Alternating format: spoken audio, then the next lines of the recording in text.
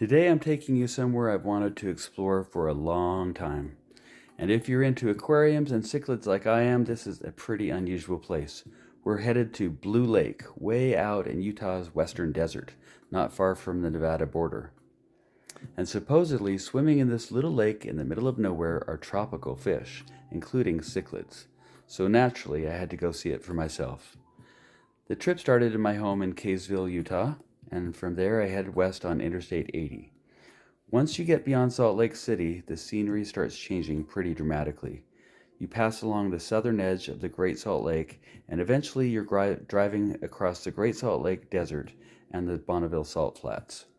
It's an enormous, wide open landscape, and somewhere out there, surrounded by salt flats, desert scrub, and some of the driest country in Utah, is a geothermal lake full of fish that really shouldn't be living in Utah at all. Blue Lake is located about 15 or 16 miles south of Wendover, near the Utah-Nevada border. I drove through Wendover, headed south, and eventually the highway turned into a 2-lane road. And then came the fun part. The final several miles are dirt road. It's not necessarily a terrible road, but there are plenty of washboards, and by this point, you definitely feel like you're heading out into the middle of nowhere. Early in the day, temperatures had reached around 102 degrees, but surprisingly, by the time I got this far west, it had cooled down substantially. It was still warm, but actually pretty pleasant. When I finally arrived, for a moment I honestly thought I'd made the trip for nothing. We've had an extremely dry year, and I was looking across this area at what I thought was a dock sitting over a completely dried up lake bed. I thought, you've got to be kidding me. Blue Lake is gone. It's dried up. Fortunately, I was completely wrong. What I thought was a dock was actually a long wooden walkway. Apparently, the water table around Blue Lake can get high enough that this whole area becomes marshy. The walkway gives people a way to cross the wetland to reach the actual lake. Today it was mostly dry, so I grabbed my GoPro, mask, snorkel, and life vest and headed down the walkway. And when I reached the other side, there it was, Blue Lake.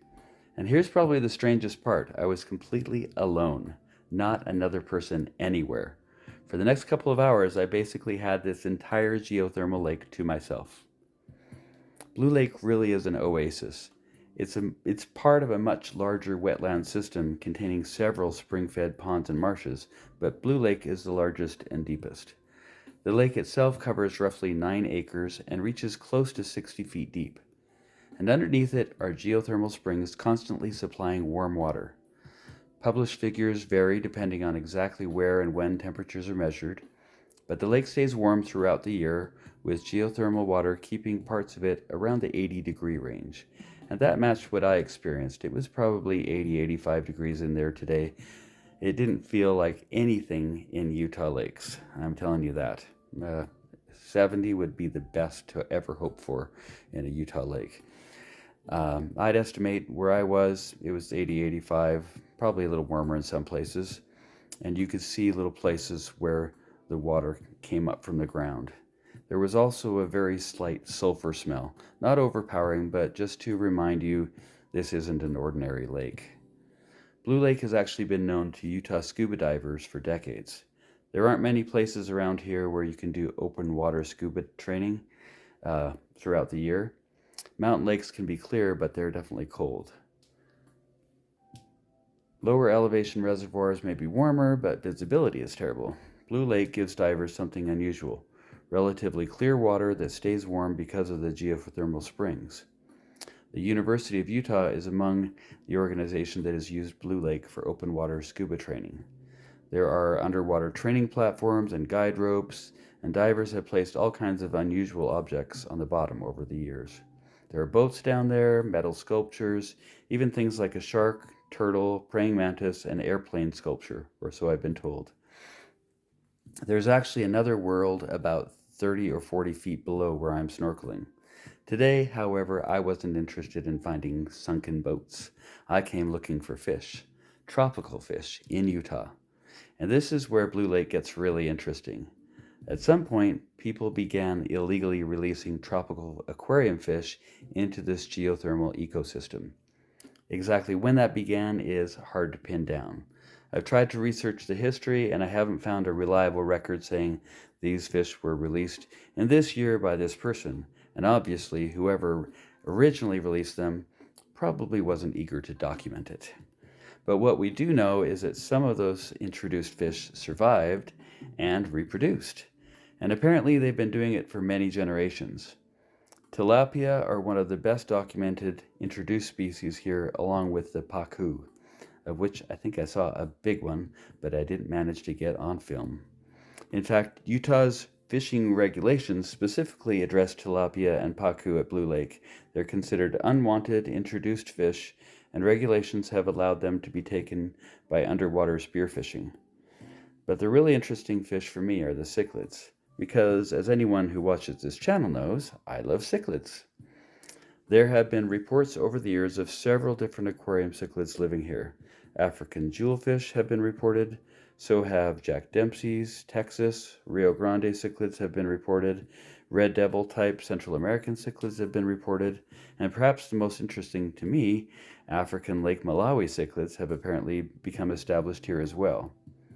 One species reported from Blue Lake is the giraffe cichlid, Nimbochrobus venustus, of which I have several. In fact, there have been fish caught here recently that look remarkably like venustus.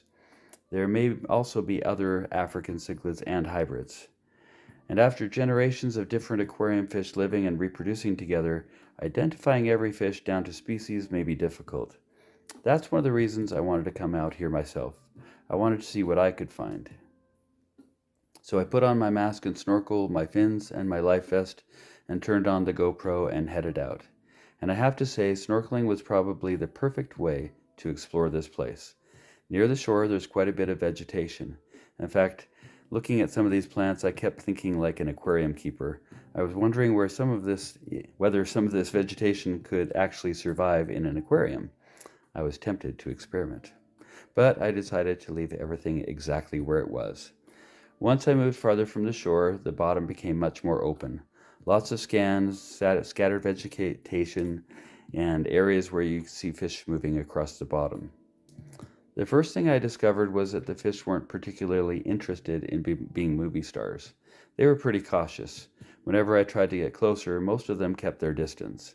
And with a GoPro's wide-angle lens, a fish that looks fairly close to your eyes can look surprisingly small on the video.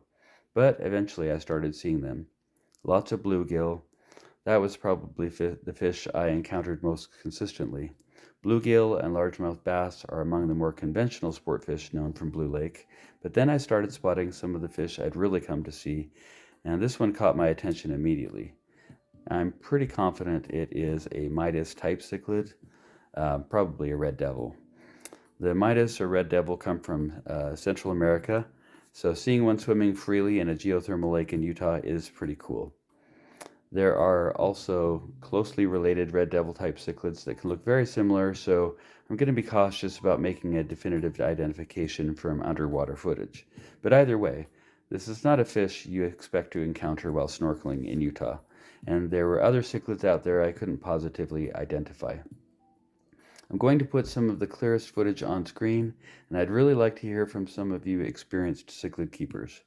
If you recognize any of these fish, please tell me what you think they are in the comments. One of the things that struck me while I was swimming around was how much this felt like exploring a gigantic natural aquarium.